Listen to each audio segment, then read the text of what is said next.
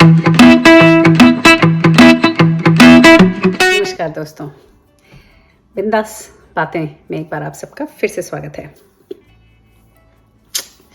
आज की चर्चा, कल हम एक मूवी देख रहे थे, मलयालम मूवी।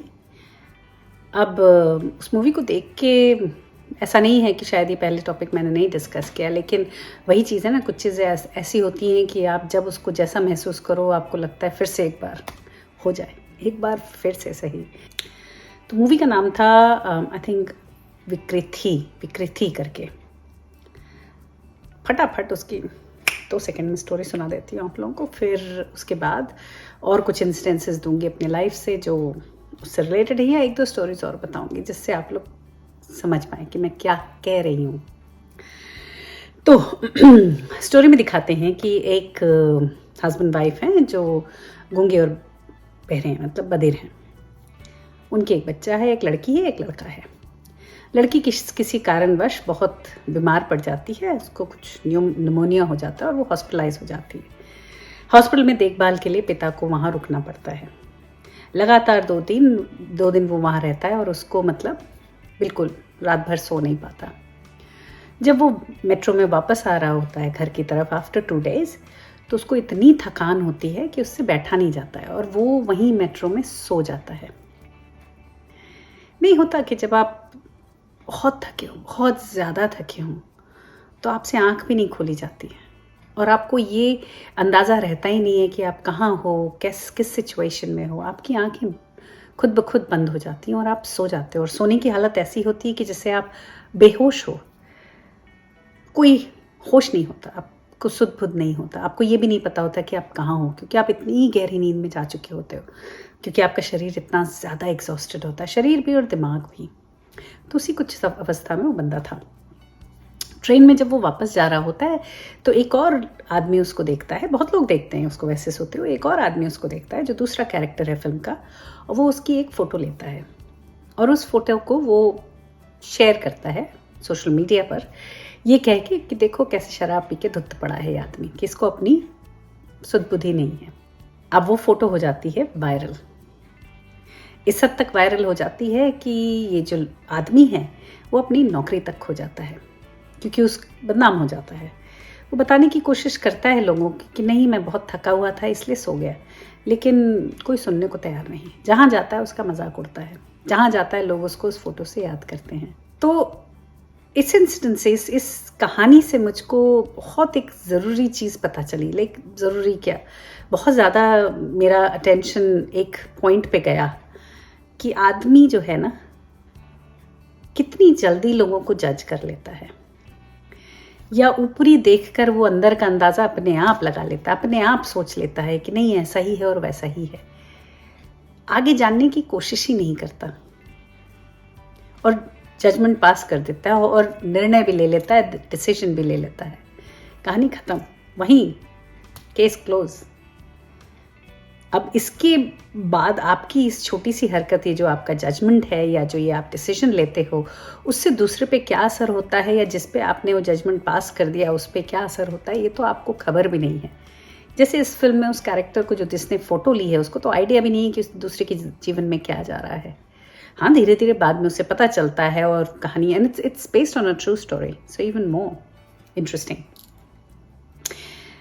तो फिर याद आया मुझे, जब मैं सोचने लगी कि इस बात को, तो मैंने कहा कब से ये बातें हैं इस दुनिया में कि लोगों को जज मत करो, लेकिन फिर भी हम करते हैं और एवरी डे करते हैं।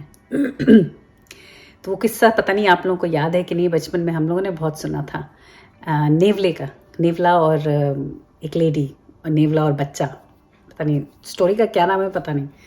उसमें ऐसा होता ना कि एक बंदी की पालतू नेवला है उसके पास, तो लोग उसको कई बार, उसको छोटा बच्चा, नया बच्चा भी घर में हुआ है, तो लोग उसको कई बार कहते हैं कि नेवला तुमने पाला हुआ है, खतरनाक है ये तो कहती नहीं नहीं, मेरा नेवला बहुत प्यार करता है और बहुत अच्छा है ये और वो। पर एक दिन वो जाती है पानी भरने और नेवले को बोल के जाती है कि बच्चे का ध्यान रखना। जब वो वापस आती है तो नेवला उसको खुशी खुशी दरवाजे पे मिलता है और उसके मुंह में ना खून लगा हुआ होता है। औरत बिना सोचे समझे जो घड़ा भर के लाई थी उसके सर पे मार देती, क्योंकि उसको ऐसा लगता है कि नेवले ने उसके बच्चे को काट दिया या मार दिया। नेवला वहीं ढेर हो जाता है। जब वो कमरे में घुसती है तो वो देखती वहाँ एक सांप मरा पड़ा है और बच्चा तो खुशहाल एकदम मस्त खेल रहा है। तो बहुत दुखी होती है कि अरे क्यों मैंने नेवले को ऐसे बिना देखे सोचे समझे मार दिया। लेकिन वही है ना कि जो बीत गया वो तो पल आता नहीं है वापस। तो जो सोचना समझना है वो पहले ही करना है, बाद में नहीं, क्योंकि बाद में सोचना समझना नहीं रह जाता है। क्या रह जाता है? सिर्फ पछतावा, है ना। तो रिग्रेट और पछतावा, इससे बचने के लिए पहले से ही सोच कर ही कदम उठाने का। कुछ जो मुंह से कोई बात बोलो या कोई एक्शन करो उससे पहले 2 बार सोच लो कि कहीं सामने वाले को हर्ट तो नहीं कर रहे हैं, कहीं सामने वाले को हम जज तो नहीं कर रहे हैं। एक और छोटी सी स्टोरी सुनाती हूँ, ये अभी रिसेंटली हमारे साथ हुआ। तो हम लोग किसी एक गैदरिंग में गए थे अभी रिसेंटली। अब बच्चे भी थे हमारे साथ में। मेरा लड़का थोड़ा चुलबुला है, मजाक करने की उसको आदत है, मजाक भी करने की, और वो थोड़ा कुछ कह सकते हैं मेरे टाइप का है, थोड़ा मस्ती ज़्यादा करता है। ऑफ कोर्स जैसे लड़की रिजर्व है वो रिजर्व कम है, तो जैसे मैं मुँह फट हूँ थोड़ा मुँह फट वो भी है। लेकिन कभी कोई इंटेंशन ऐसा नहीं कि किसी को हर्ट करे या किसी को के लिए बुरा चाहे। इनफैक्ट वो ऐसा लड़का है कि अगर कोई निगलेक्टेड फील कर रहा होगा तो उसको कोशिश करेगा कि वो कन्वर्सेशन में उस बंदे को या बच्चे को इंक्लूड करे। वो इस चीज़ में नहीं बिलीव करता कि एक आदमी अकेला पड़ा है कहीं, उस पर कोई ध्यान ना दे, किसी को इग्नोर करना है, किसी को बुली करना, इन चीज़ों पे वो नहीं बिलीव करता। तो एक गैदरिंग में हम गए, वहाँ किसी कारणवश मेरी एक दोस्त को ऐसा एहसास हुआ कि मेरे लड़के ने उसके बच्चे को कुछ गलत बोल दिया। ये बात तो हो गई, तो मुझे तो पता नहीं चला, लेकिन बाद में उसने उसको बुला के मेरे लड़के को थोड़ी परेड ले ली और उससे अपोलोजाइज करवाया। चलो कोई बात नहीं, ये सब मुझे पता नहीं था, ये मुझे बाद में पता चला। जब मुझे पता चला तो मैंने अपने लड़के से पूछा कि भाई क्या बात थी, तो उसने कहा ऐसा तो कुछ भी नहीं था, ऐसा ऐसा हुआ था और पर उन्होंने ऐसा किया तो फिर मैंने ये किया। तो मुझे थोड़ी तकलीफ हुई, मुझे यही लगा कि ठीक है, बच्चे का किसी को सामने जाके माफ़ी मांगना ये सब कोई बुरी बात नहीं है, कुछ गलत नहीं किया या कुछ गलत सीखा नहीं उसने, कोई गलत बात नहीं है।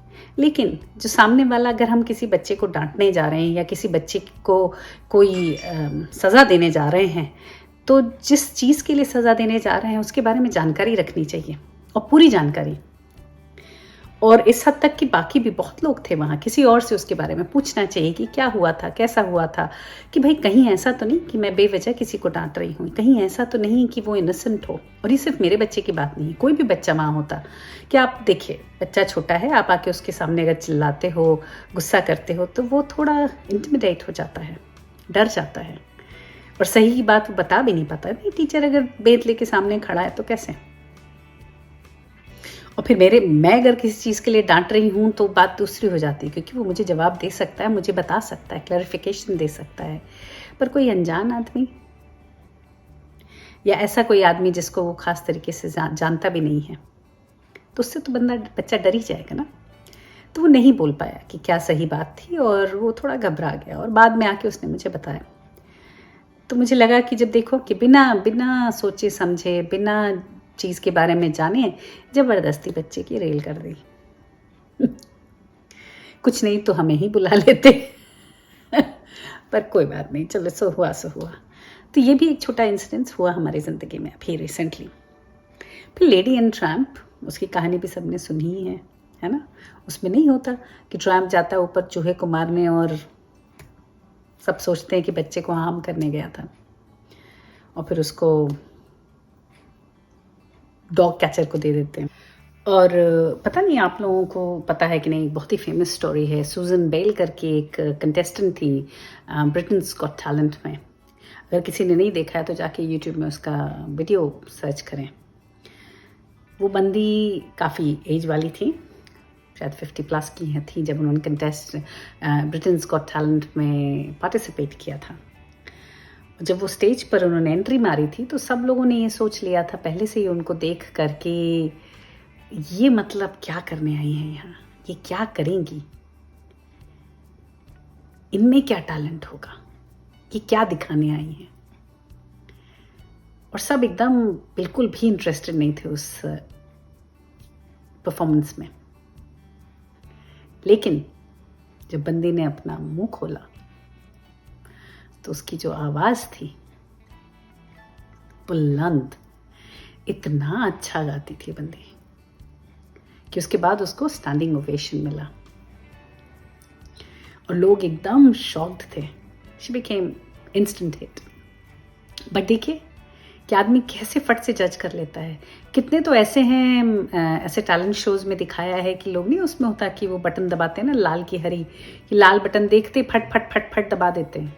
अरे भैया 90 सेकंड उस आदमी को मिला, देख तो लो वो क्या कर रहा है, क्योंकि उसकी तो ज़िंदगी उस पर टिकी हुई है ना। आपके उस एक बटन दबाने पे उसकी ज़िंदगी टिकी हुई है। बहुत मेहनत करके लोग वहाँ पहुँचते हैं किसी भी टैलेंट शो में। तो बटन दबाने से पहले भैया उसका जो समय उसने अर्न किया है उस समय को उसको दें, because that person rightfully owns that time. तो उस समय को उसको दें और जजमेंट हमेशा उस समय के बाद करें, क्योंकि कई बार फिर क्या होता है कि बटने तो आपने दबा दी, फिर उसके बाद आप उसको वापस नहीं ले सकते। कितने कितने ऐसे केसेस देखे हैं ऐसे टैलेंट शो में जिनमें बटने फटाफट अर्ली में दबा दी गई और बाद में लोगों ने बहुत रिग्रेट किया, कह रहे यार ये तो बहुत टैलेंटेड था, और फिर उसको यही बोल पाए कि आई एम से very sorry, please next time आइएगा, आपका टैलेंट बहुत अच्छा है और ये और वो। तो ये तो ज़्यादती है ना। तो फिर हर वक्त हर चीज़ को, हर पर्सन को या हर सिचुएशन को उसका जो जायज़ समय है अपने को साबित करने का या अपने को रियल सेंस में बताने का, वो उसका हक है, वो उसको दें। फटाफट नहीं जज करने। तो अगर किसी पर्सन से आप मिलते हैं तो उसको वो समय दें कि वो अपनी बात को सामने रख सके, या आप उससे बात करके फिर डिसाइड करें कि वो अच्छा है, बुरा है, अमीर है, गरीब है, आपके लायक है, नहीं है, जो भी है। और सिमिलरली सिचुएशन में भी, किसी भी सिचुएशन में घुसते ही डिसीजन ना ले लें। कई बार नहीं होता कि हम एक तरफा ही बात सुनते हैं कि भाई हस्बैंड वाइफ की लड़ाई चल रही है, बीवी की ही सुनते रहे, सोचा पति तो एकदम विलन है। बाद में जब मिले पति से, जब अपना जजमेंट दे चुके थे, बाद में पता चला कि कहानी कुछ और ही थी, बीवी ने सारा प्लॉट किया हुआ था, हस्बैंड तो बेचारा इनोसेंट था। लेकिन वही है ना कि कान के कच्चे ना बने, ना कान के कच्चे ना आँख के, मैं तो कहती हूँ कान के, आँख के, मुंह के, किसी के कच्चे ना रहें, हर चीज़ में पक्के हो जाएं। गांधी जी के 3 बंदर है ना, बुरा ना देखो, बुरा ना बोलो, बुरा ना सुनो। तो सुनना उनना तो ठीक है, ये तो अपने रिसीविंग एंड वाला हो गया, ये तो हम गिविंग वाला एंड बता रहे हैं।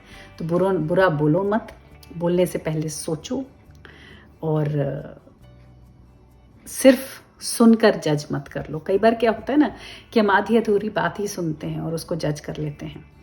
इस पे एक कहानी बताती हूँ। मेरी एक दोस्त, उसके न्यूबॉर्न बेबी हुआ, तो उसके ससुराल से सब लोग उसके घर पे आके रुके हुए थे और उसको मतलब सपोर्ट करने के लिए।